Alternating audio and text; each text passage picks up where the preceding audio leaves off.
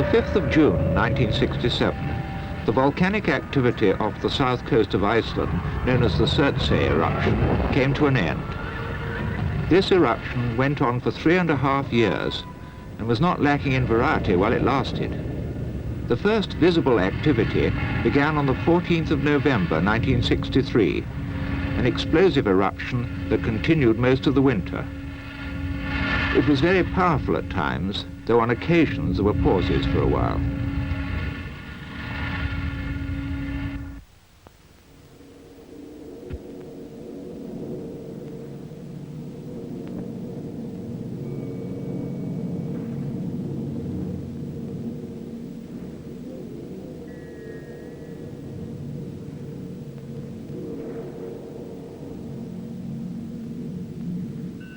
When this explosive activity ended on the 4th of April 1964, Surtsey was 173 meters high and more than a square kilometer in area. A lava flow from the most westerly crater now began. This lasted for more than a year.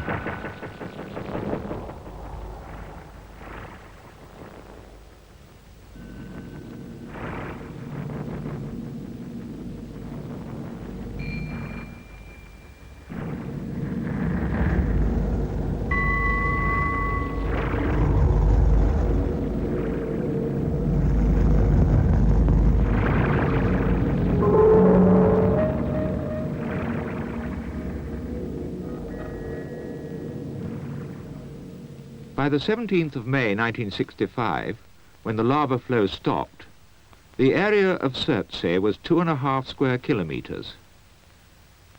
Only 5 days later, activity was observed 600 meters northeast of Surtsey, and the island Setlingr was formed.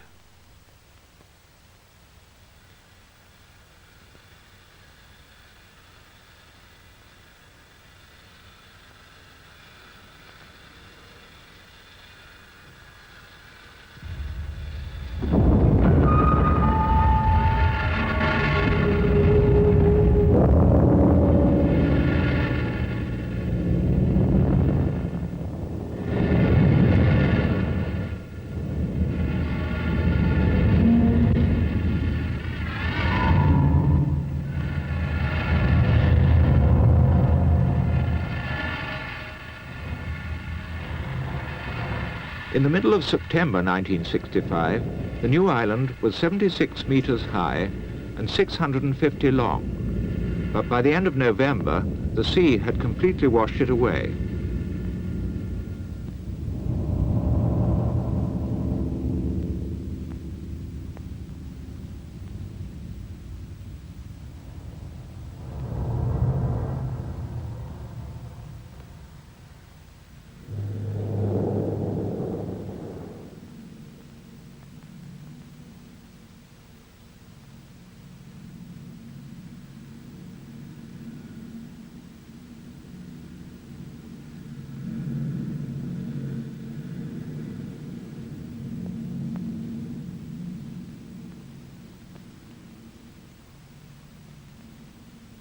After the eruption of Setlingr, all was quiet for a while.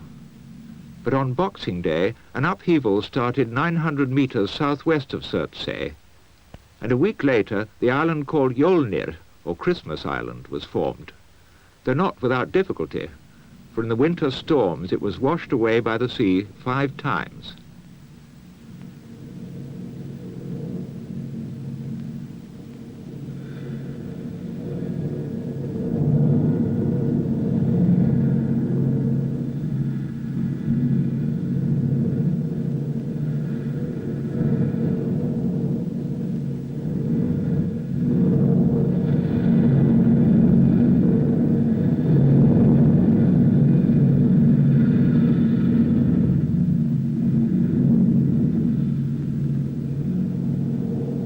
With the coming of spring, Jolnir grew steadily and finally became a substantial island, 70 meters high and with an area of 28 hectares, or about 70 acres. The Jolnir eruption ended on the 10th of August 1966, but Surtsey still had some surprises in store. On the 19th of August, a fissure 150 meters long opened in the eastern crater, pouring out a very fluid lava, while small scoria craters were heaped up on it.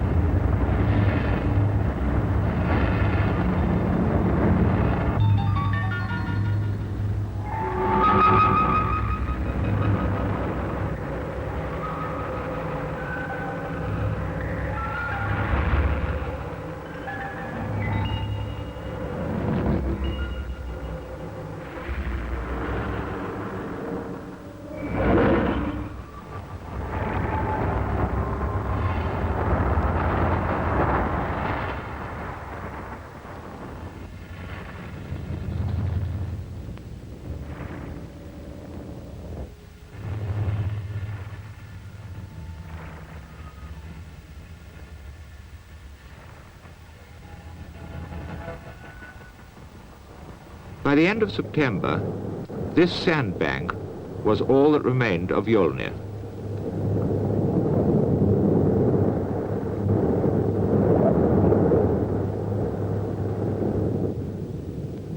By the lake on the north side of the island stands the hut of the Surtsey Society. The lava on the southwest side is covered by a thick layer of ash from Mjolnir, but on the east side it's quite bare.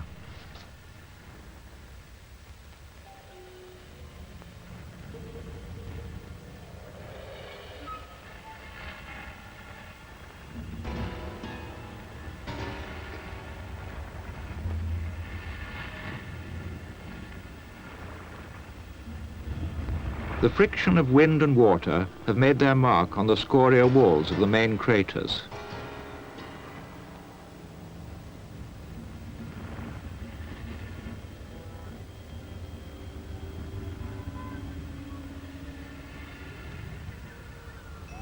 In the earlier part of the winter of 1966, little of the eruption was to be seen from the hut. But on New Year's Day 1967, a fissure opened to the north in the older crater. Lava streamed down the slope and threatened the hut.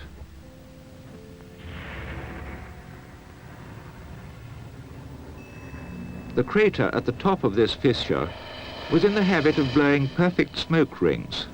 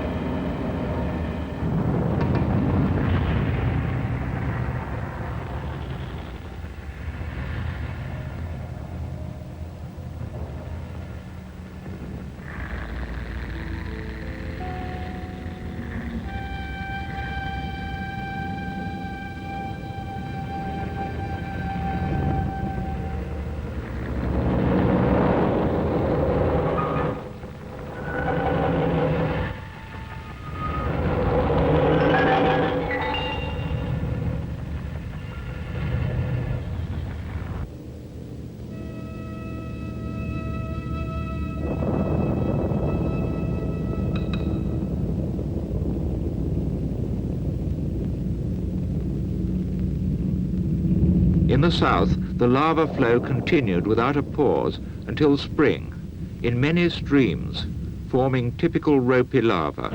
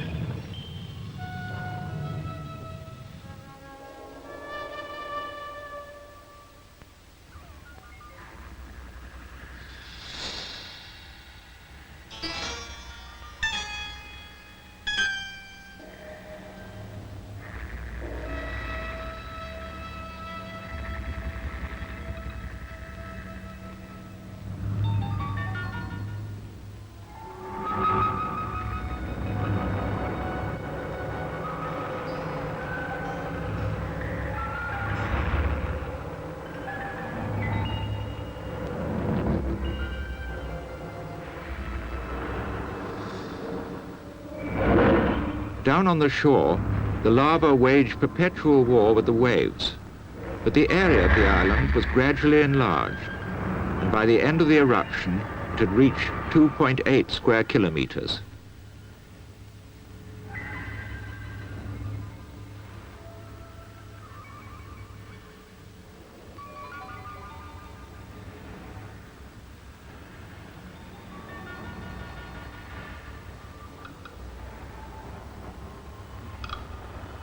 In the north of the island, the lava halted in the middle of the lake, but the forces of destruction, rainwater, wind and waves, carry on their unremitting activity.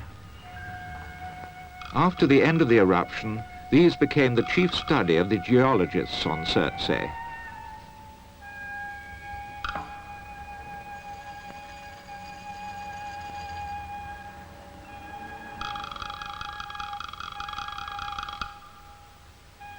The most notable subject of research after the eruption was the colonization of this isolated and originally lifeless island by various forms of life.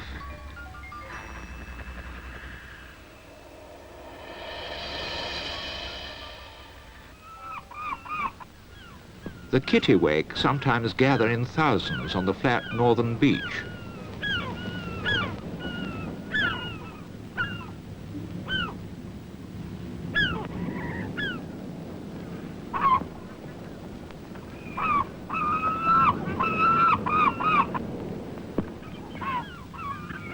Here, biologists are collecting bacteria in bowls specially designed for the purpose.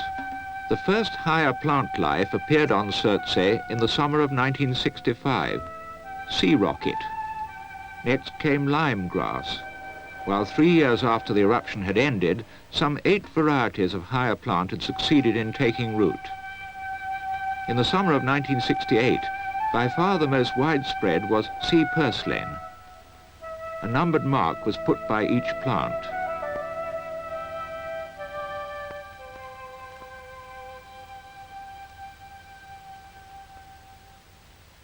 Here's an oyster plant, but the first to flower was the sea rocket in the summer of 1967.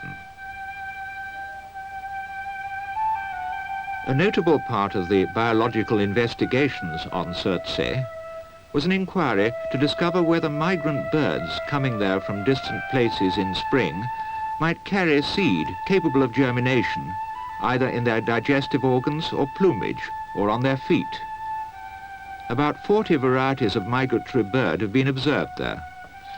Every shot bird is weighed and measured, and its body and digestive organs carefully examined for anything it may have brought with it.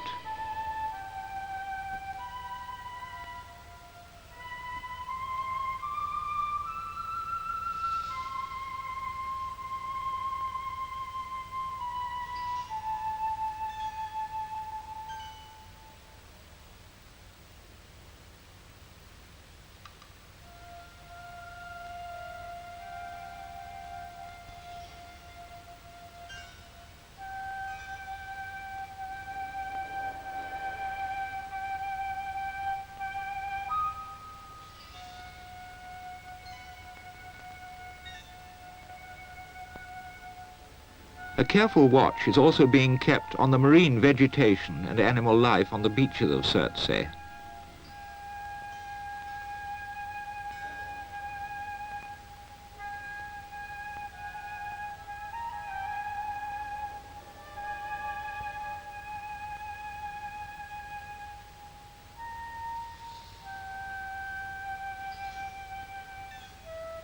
The presence of moss was first noticed on Surtsey in 1967, but it was not until 1969 that it began to spread to any extent, and then in the damp heat about the more recent vents of the older crater.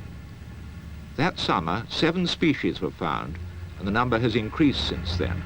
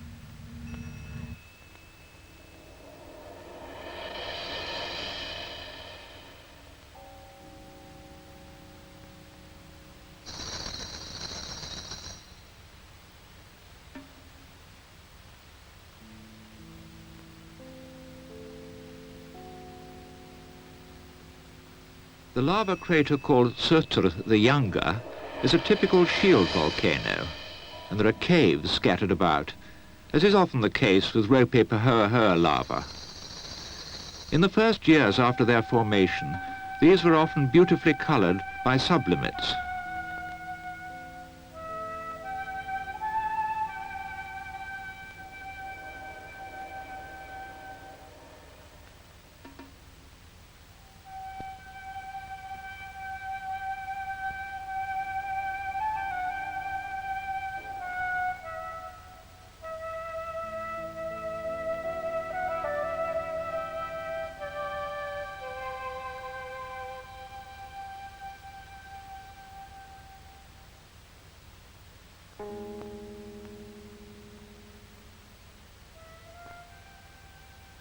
Some air photographs show the development of Surtsey.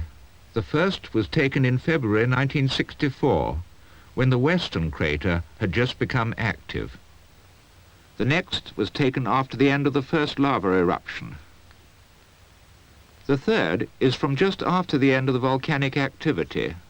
Since that time, the main changes on the island have been the breaking up of the lava cliffs on the south side by the waves, while on the north side the sand flat has got narrower but slightly longer.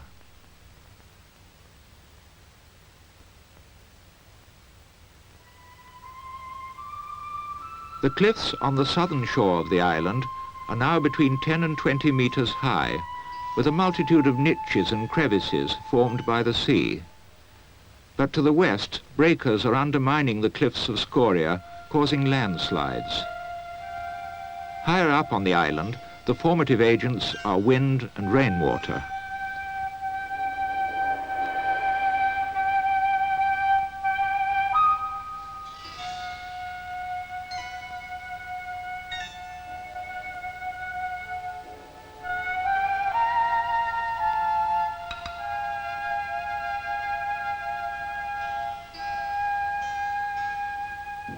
Botanists pay many visits to Surtsey each summer to follow the progress of the vegetation, which grows constantly more widespread and various.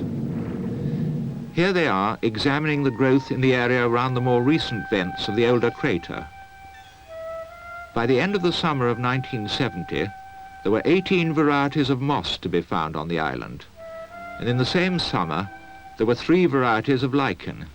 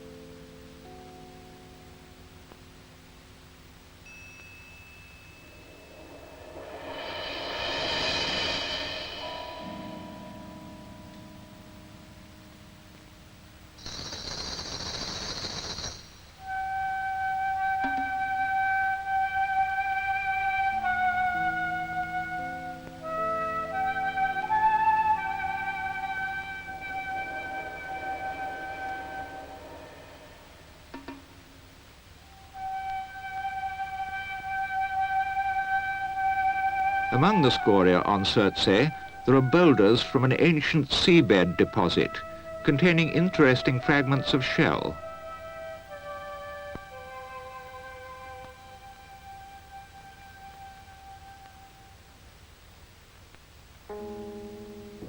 In some places on the shore, stones are covered with green algae.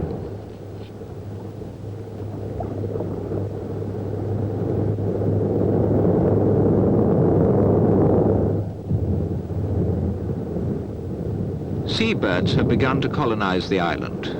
A black guillemot's nest was found there for the first time on the cliffs of the southwestern area in July 1970, while a fulmer's nest was found there the same summer.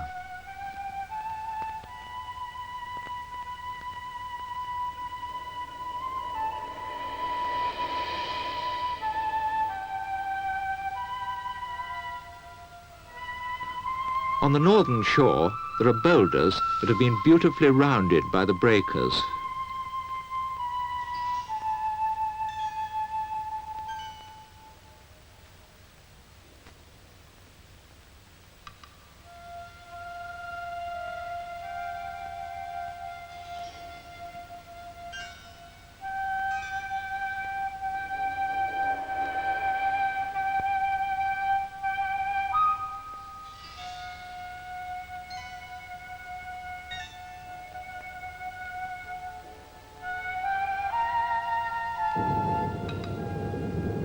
But though the sea wears down the shores of Surtsey without cease, we can expect that before its days are over, this land that rose naked out of the ocean will be dressed all in green.